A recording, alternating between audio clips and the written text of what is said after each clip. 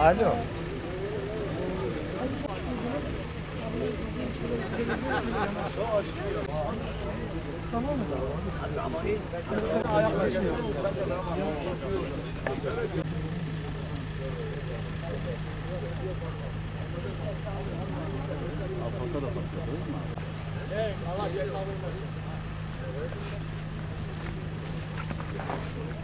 Eller kırılsın, ekmeğe uzanan eller kırılsın, ekmeğe uzanan eller kırılsın.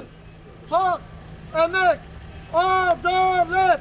Hak, emek, adalet. Hak, emek, adalet. Hak, emek, adalet. Diyarbakır'da demli belediyeler haksız işten çıkarmalarla hukuki ve idari suç işlemektedir. Diyarbakır'da Demli Büyükşehir, Kayapınar, Yenişehir, Sur, Silvan ve Lice belediyeleri tarafından hiçbir hukuki gerekçe olmadan tek sermayesi emeği ve tek derdi ekmeği olan belediye çalışanlarına yönelik sistematik işten çıkarmalar dayanılmaz ve kabul edilemez bir hal aldı. Kentimiz için kar nimetini çileye dönüştüren bu iş bilmez ve aymaz yöneticilerin tek dertleri kendilerinden olmadıklarını düşündükleri emekçilerin ekmeğiyle oynamak, son bir hafta içerisinde işlerine son vermektir. Son bir hafta içerisinde ayrıca belediyelerin iş gücüne en fazla ihtiyaç duydukları bir vakitte yüzlerce personel işine son vermesi tahammülsüzlüğün katran rengine dönüştüğünün resmidir. Demli belediyelerde çalışanlara yönelik baskı, tehdit, mobbing, haksız işten çıkarmalar, çalışma hakkına yönelen saldırılar ve hukuku hiçe saymalar karşısında sesimizi yükseltmek, itirazımızı büyütmek, hukuki ve idari mekanizmaları işletmek üzere suç duyurusunda bulunmak için buradayız. Belediye yetkilileri bugüne kadar mahkeme kararlarının gereği olarak işten atılıp mahkeme kararıyla geri dönenlerin görevlerine devamını sağlamak yerine mahkemece hukuka aykırı bulunarak iptal edilen aynı gerekçeyi, yani hizmetine ihtiyaç kalmadığı gerekçesini hiçbir yeni ve somut olguya dayanmaksızın yeniden ileri sürmüşlerdir. Mahkeme kararlarının bağlayıcılığını bilerek kamu görevlisi sıfatıyla sahip oldukları yetkiyi görevin gereklerine aykırı ve amaç dışı biçimde kullanmış, mahkeme kararının gereğini yerine getirmek yerine aynı hukuka aykırı sonucu doğuracak mükerrer işlemler tesis ederek yargı kararının etkisini ortadan kaldırmışlardır. Bu tutumla çalışanların hukuk yoluyla elde ettikleri kazanılmış haklarına hiçbir haklı ve hukuki nedene dayanmaksızın tamamen bilinçli ve kasti bir şekilde halel getirilmiştir.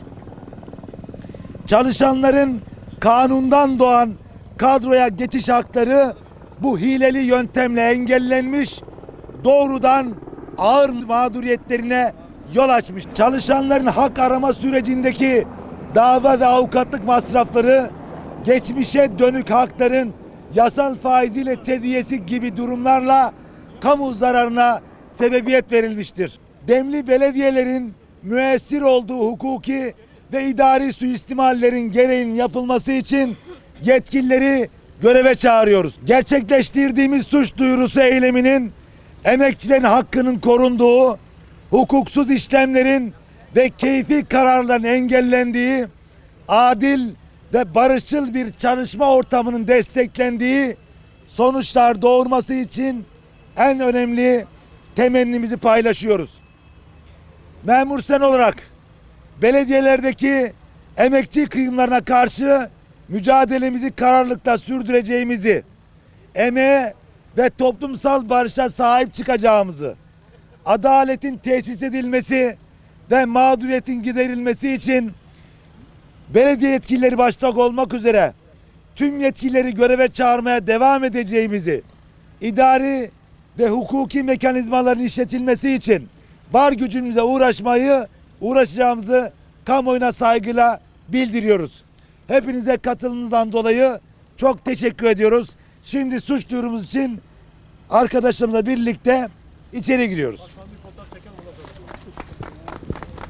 Anne olarak evladım 6 yıldır burada çalışmakta. Alın teriyle çalışmakta. Bir kadroya geçmesine bir gün kala çocuğumu işten almışlar. Ertesi gün kendi yandaşlarını davet etmişler, yazı yazmışlar, gelin kadroya geçin. Serra Bucak, Doğan Hatun'a sesleniyorum. Ben sizden daha çok kurmancım. Doğan Hatun, vaçıkkini, Serra Bucak, vaçıkkini, vaçı adaleti, vaçı düşmanlığı. Burada bir ayrıca İçişleri Bakanımızı ve hakimlerimizi, savcılarımızı bir an önce bu işe el atmalarını istiyorum. Bir anne olarak mağduruz, mağduriyetimize el atsınlar. Alo.